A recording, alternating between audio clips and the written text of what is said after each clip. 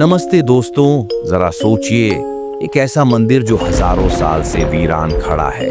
न उसके आसपास कोई बस्ती है, न कोई रात को वहां रुकने की हिम्मत करता है। लोग कहते हैं इस मंदिर को इंसानों ने नहीं, भूतों ने बनाया था। लेकिन क्या ऐसा हो सकता है? क्या सच में कोई मंदिर एक ही रात में बन सकता है, और वो भी इतनी भव्यता के साथ, जहां हर पत्थर ऐसे जुड़ा हो जैसे किसी अदृश्य शक्ति ने उसे हवा में टांग दिया हो? काकन मठ मंदिर मध्य प्रदेश के मुरैना जिले के सिहोनिया गांव में स्थित एक ऐसा स्थापत्य चमत्कार जिसे देखकर बड़े बड़े इतिहासकार और वैज्ञानिक भी चकित रह जाते हैं। इस मंदिर के बारे में कहा जाता है कि रानी काकनवती ने भगवान शिव की आराधना करते हुए ऐसा मंदिर बनाने की कामना की थी जो इस दुनिया में अपनी मिसाल दे। और फिर एक रात बिना शोर, बिना रोशनी, बिना इंसानों के यह मंदिर बन गया। लोग कहते हैं शिव जी के आदेश पर भूत प्रेतों ने इस मंदिर का निर्माण किया, लेकिन सुबह होने से पहले निर्माण अधूरा रह गया। सदियों से लोग इस मंदिर को भूतों का बनाया हुआ मंदिर कहते आए हैं। पर क्या यह सिर्फ एक लोक कथा है,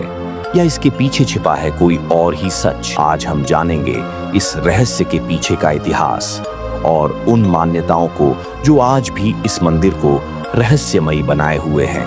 दोस्तों, जब आप पहली बार काकन मठ मंदिर को अपनी आंखों से देखते हैं तो दिल में एक अजीब सी सनसनी दौड़ जाती है। यह मंदिर जमीन से लगभग 115 फीट ऊंचा खड़ा है। इतना विशाल और उतना ही रहस्यमय। इसका ढांचा ऐसा है कि मानो कोई अदृश्य ताकत इन पत्थरों को एक दूसरे के ऊपर हवा में टिकाए हुए है।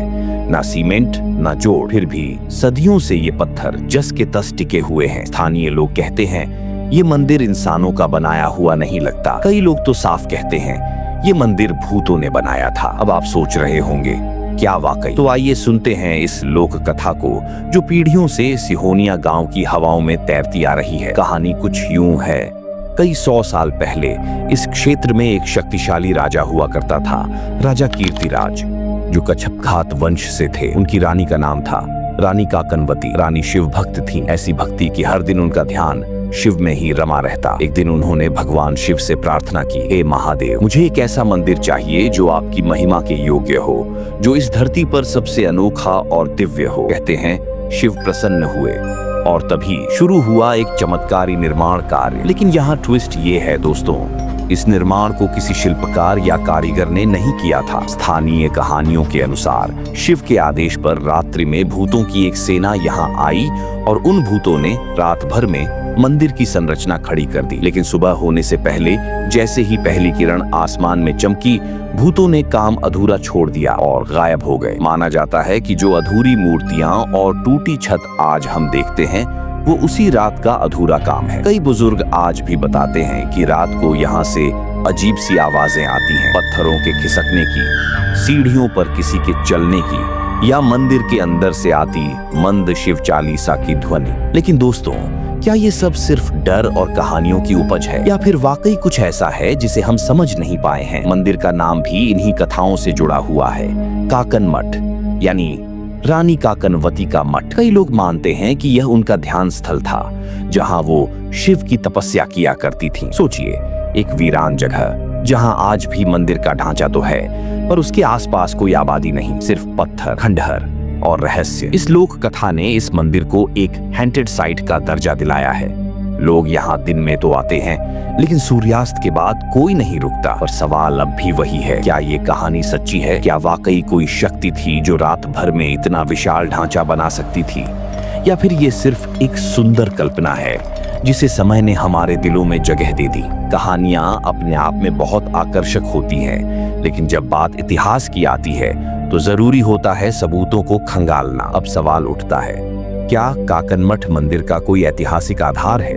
क्या यह मंदिर वाकई भूतों ने एक रात में बनाया था, या फिर यह एक केयरफुली प्लान्ड वास्तुकला का चमत्कार है? चलिए अब चलते हैं इतिहास की गलियों में। सबसे पहले बात करते हैं इस मंदिर के निर्माण काल की। पुरातत्व विभाग और इतिहासकार मानते हैं कि काकन मठ मंदिर का निर्माण 11वीं शताब्दी में हुआ था। कच्छपघात वंश के राजा कीर्तिराज के शासनकाल में। वही कीर्तिराज जिनकी रानी काकनवती थीं। यह मंदिर मूल रूप से भगवान शिव को समर्पित था, इसलिए इसे कई जगह शिव मंदिर ऑफ काकानमठ भी कहा जाता है। लेकिन अब आप सोचिए, 11वीं शताब्दी का एक मंदिर जिसकी ऊंचाई लगभग 115 फीट और आज भी उसका मुख्य शिखर अपने मूल पत्थरों पर बिना किसी सपोर्ट के खड़ा है। क्या ये अपने आप में एक रहस्य नहीं? इतिहासकारों के अनुसार इस मंदिर का निर्माण पूरी तरह वैज्ञानिक और शिल्प शास्त्र के अनुसार किया गया था। यहाँ किसी भी तरह की जोड़ाई, बाइंडिंग मटेरियल का प्रयोग नहीं हुआ,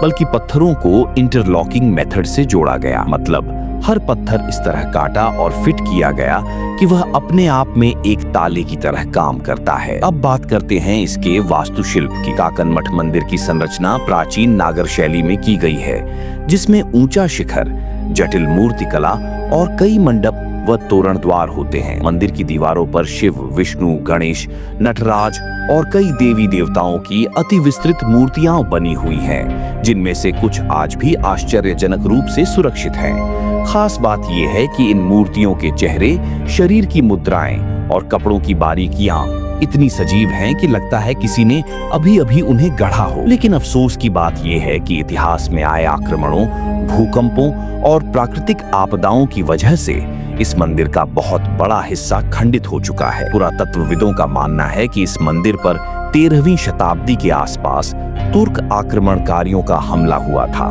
जिसमें इसके गर्भगृह और कई भाग तोड़े गए। अब बात करें इस जगह के चयन की, तो ये मंदिर एक प्लेटफॉर्म जैसी ऊंचाई पर बना हुआ है, चारों ओर से खुला और सामने दूर तक फैला हुआ मैदान। इतिहासकारों का मानना है कि ऐसी जगह को इसलिए चुना गया था ताकि मंदिर की भव्यता दूर से ही दिखाई दे और शिव की शक्ति की अनुभूति हर दिशा में फैल सके। इतने सालों बाद भी यहाँ का खंडहर रूप लोगों को आकर्षित करता है, न सिर्फ पर्यटकों को बल्कि शोधकर्ताओं को भी। आज भी भारतीय पुरातत्व सर्वेक्षण की टीम इस मंदिर की संरचना, उसकी मूर्तियों और वहां मिले अवशेषों पर निरंतर अध्ययन कर रही है। उन्होंने इस बात को साफ किया है कि मंदिर का निर्माण स्थानीय शिल्पकारों द्वारा किया गया था और इसमें किसी अलौकिक या भूतिया ताकत का कोई प्रमाण नहीं है। हाँ, यह जरूर कहा जा सकता है कि उस समय के शिल्पकारों का ज्ञान और कला इतनी विकसित थी कि हमें आज भी यह समझने में कठिनाई होती है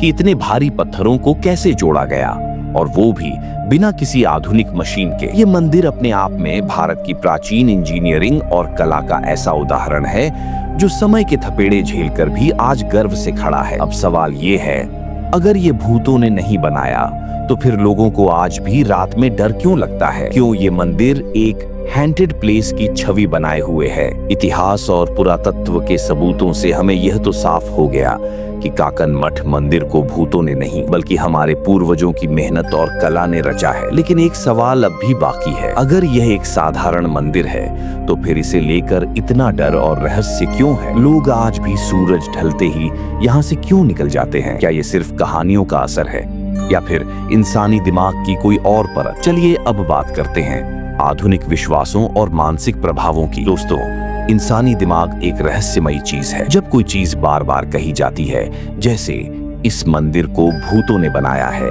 यहाँ रात को आत्माएं घूमती हैं, तो एक समय बाद वो बात हमारे अवचेतन मन में गहराई से बैठ जाती है। इस भावना को कहते हैं कलेक्टिव साइकोलॉजिकल कंडीशनिंग। मतलब अगर कोई जगह सैकड़ों साल से डरावनी मानी जाती है तो वहां जाने वाला हर व्यक्ति अपने भीतर एक डर लेकर ही वहां पहुंचता है, और फिर हर आवाज, हर छाया, हर पत्थर की खड़खड़ाहट हमें और डरा देती है। ऐसे में एक छोटी सी हवा भी हमें लगता है कोई साया था। यह भी सच है कि भारत जैसे देश में जहां हर मंदिर एक श्रद्धा का केंद्र है, वहां कई बार लोगों की अतिश्रद्धा उन्हें किसी भी असामान्य चीज को दैवीय या भूतिया मान लेने को मजबूर कर देती है। कई स्थानीय लोग मानते हैं कि यह मंदिर आज भी किसी अलौकिक ऊर्जा से घिरा है और वहां ज्यादा देर ठहरना सही नहीं। लेकिन दोस्तों, ध्यान देने की बात यह है कि यह मान्यता किसी वैज्ञानिक आधार पर नहीं बल्कि सिर्फ परंपरा और भावना पर टिकी हुई है। आज काकन मठ मंदिर एक प्रोटेक्टेड मॉन्यूमेंट है,